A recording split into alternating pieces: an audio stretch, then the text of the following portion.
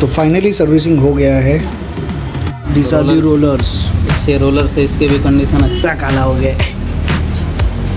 तो service cost में मैं ये बोलना चाहता हूँ कि 25,000 किलोमीटर्स पे फाइनली मनीष भाई के वर्कशॉप पे हम लोग आ गए हैं और अब मनीष भाई आपको बताएंगे गाड़ी में क्या क्या है और क्या क्या नहीं करना है। ये है हमारे मनीष भाई। मनीष भाई हेलो। क्या क्या करने वाले आज? बस सर्विस करूंगा, फिल्टर वगैरह साफ करूंगा, ऑयल वगैरह चेंजेस, प्लग वगैरह रिप्लेस। ऑलरेडी 25,000 किलोमीटर हो गया है। केबल का आप कुछ बात कर रहे थे, उसके लिए क्या करना पड़ेगा? एक्सीलेटर केबल इसका थोड़ा जाम है, फिलहाल के लिए ऑयलिंग वगैरह कर देता हूँ हाँ और नेक्स्ट टाइम फिर रिप्लेस करेंगे। थोड़ा जाम वगैरह हो गया है। हाँ। तो केबल चेंज करने के लिए आप बिलीव नहीं करोगे, ये पूरा फेयरिंग और ये पूरा फेयरिंग, ये पूरा नीचे का, ये पूरा हैंडल कवर, अच्छा, ये पूरा मीटर कवर, ओके, ये पूरा फेयरिंग, हाँ, ये पूरा इनर कवर, अच्छा, ये इनर फ्लोर कवर, बोर्ड, ये डिग्गी सब पूरा खोलना पड़ता है। पूरा ओपन होने के बाद ही केबल हम लोग चेंज कर सकते हैं, बराबर मनीष भाई? राइट। तो सुजुकी बर्मन का एक्सीलेटर केबल चेंज करने का इतना झंझट है। तो आज तो मैं फिलहाल बाइक का पूरा सर्विस कर रहा हूँ, ऑयल चेंज कर रहा हूँ, प्लग डाल रहा हूँ, एयर फिल्टर साफ कर रहा हूँ, दो बेसिक सर्विस।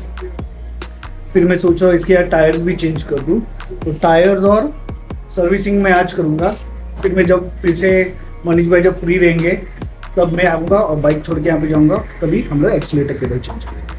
तो मैं दिखाता हूँ आपको मनीष भाई क्या क्या करने वाले हैं। स्पार्क प्लग खोलने के लिए भी कितना ओपन करना पड़ता है, देखो बाइक को। पुराने प्लग का कंडीशन देखो, इसका आप गैप देखो, इसमें ये देखो गैप देखो कितना गैप है इसमें, और नया वाला प्लग का गैप देखो, ये फर्क होता है प्लग में, देखा?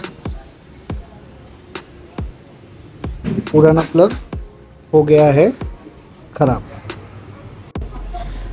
मनीष भाई अभी ऑयल चेंज कर रहे हैं। ये देखो ड्रेन नट ओपन किया जा रहा है, अब पता चलेगा अपना ऑयल का कंडीशन कैसा है, क्योंकि ये ऑयल में मैंने बहुत लॉन्ग राइड्स किए।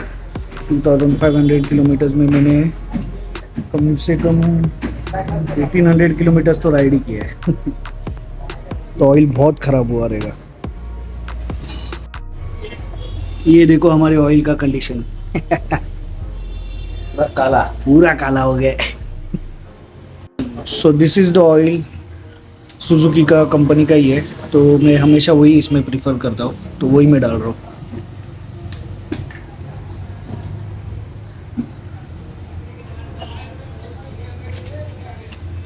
कितना जाता है मनीष भाई? 650 में 650 ml ही जाता है इसमें सिर्फ। ये हो रहा है हमारा ब्रेक का सर्विस। मनीष भाई कितना किलोमीटर्स पे कैलिबर चेंज करने का रहता है एक्चुअली? कैलिबर वो यूज के ऊपर ज़्यादा है, हाँ, जल्दी ख़राब नहीं होता है। ओके।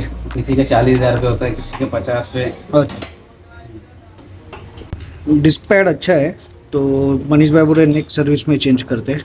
ये सर्विस में तो चल जाएगा, अगले सर्विस में इसको चेंज कर देंगे।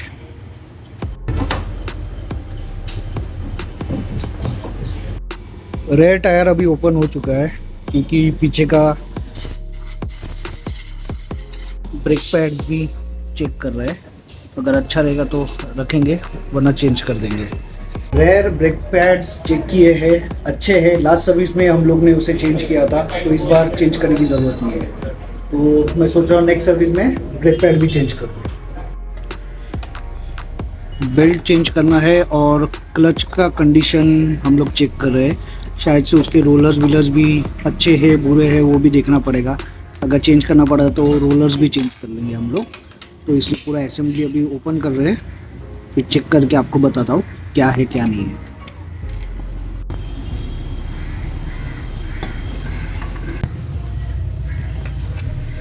This is dry clutch.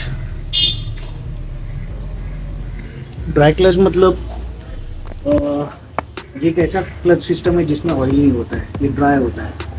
तो इसको ऑयलिंग और वो सब चीज़ का ज़रूरत नहीं है, इसको बस क्लीन करो और फिर से फिट करो, ये अपना काम बराबर करेगा।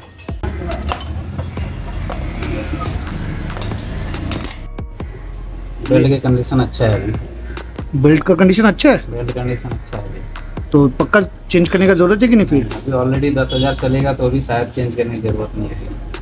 क्या बात है। हाँ, बेल्ट की कंडीशन अच्छा है, प्लस शू अच्छा है, आउटर इसका ठीक है, हाँ ये सब में तकलीफ नहीं है, बस क्लीन करने की ज़रूरत है। हाँ हाँ,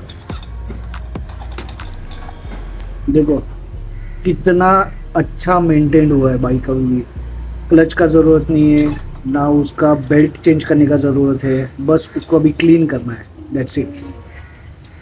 दिस आर दी रोलर्स। अच्छे रोलर से इसके भी कंडीशन अच्छे हैं, इसके भी कंडीशन अच्छे हैं, इसके भी कंडीशन अच्छे हैं। क्या बात है। ये रोलर्स है, ये बुश है, ओके, स्मेबल है, सबके कंडीशन अच्छे हैं। वाव। बस इसे क्लीन करना है सब चीज़ों को और फिर से रीअसेंबल करना है, क्योंकि हर एक पार्ट अच्छा है इसका, कुछ भी गया नहीं, ना बेल्ट गया है, ना रोलर्स गया है, ना क्लच का कुछ प्रॉब्लम है, तो बहुत ही मेंटेन्ड है। तो इसलिए बाकी कुछ काम नहीं है इसमें अभी, बस अभी रीअसेंबल करके पैक कर देते हैं।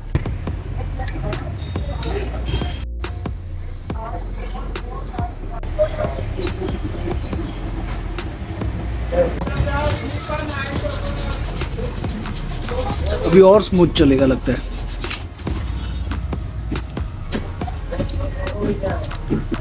सर्विसिंग इट्स ऑलमोस्ट डन, बस अभी रीअसेंबल्ड कर रहे हैं और मैं बहुत हैप्पी हूँ, बहुत ही ज़्यादा खुश हूँ क्योंकि कुछ भी काम नहीं आया इसमें, इतना अच्छा है। सुजुकी का ये बात अच्छा है बहुत, कि वो लोग का मेंटेनेंस बहुत लो होता है और स्पेयर पार्ट्स का क्वालिटी बहुत अच्छा होता है जल्दी कोई भी पार्ट नहीं जाता ना, जल्दी कोई भी पार्ट नहीं जाता है। मनीष भाई भी वही बोल रहे, जल्दी कोई भी पार्ट इतना जल्दी जाता नहीं है। तो फाइनली सर्विसिंग हो गया है, अब स्पीडोमीटर सेट कर रहे हैं किलोमीटर्स के लिए। किलोमीटर सेट होने के बाद बाइक करेंगे स्टार्ट। बहुत smooth start, spark plug change करने के बाद बहुत ही स्मूथ स्टार्ट हुआ ना। स्पार्क प्लग चेंज करने के बाद अच्छा स्टार्ट हुआ स्मूथली एकदम।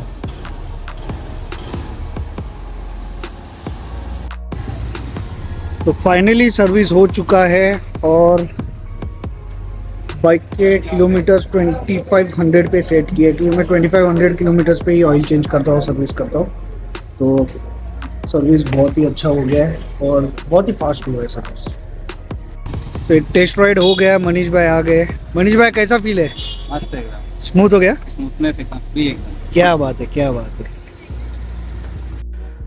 तो फाइनली मनीष भाई ने टेस्ट राइड किया है और मनीष भाई आ गए हैं टेस्ट राइड करके। तो थैंक यू मनीष भाई, मिलते जल्दी, अभी बचा हुआ काम मंडे को, ठीक है? चलो दादा, सी यू।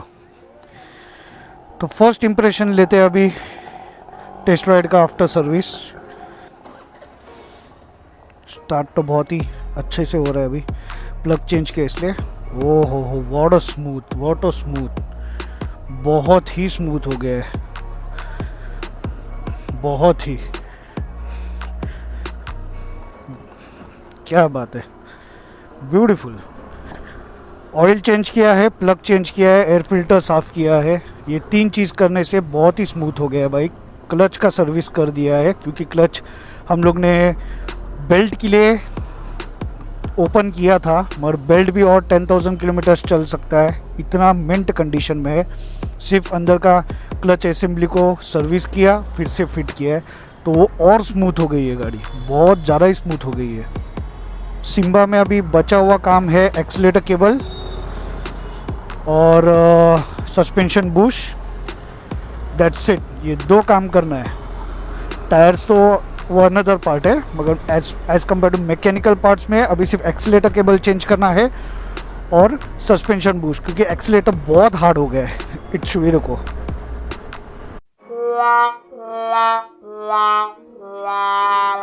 तो फाइनली कैमरा हो गया हैंग, कोई बात नहीं, मैं घर पे आ चुका हूँ।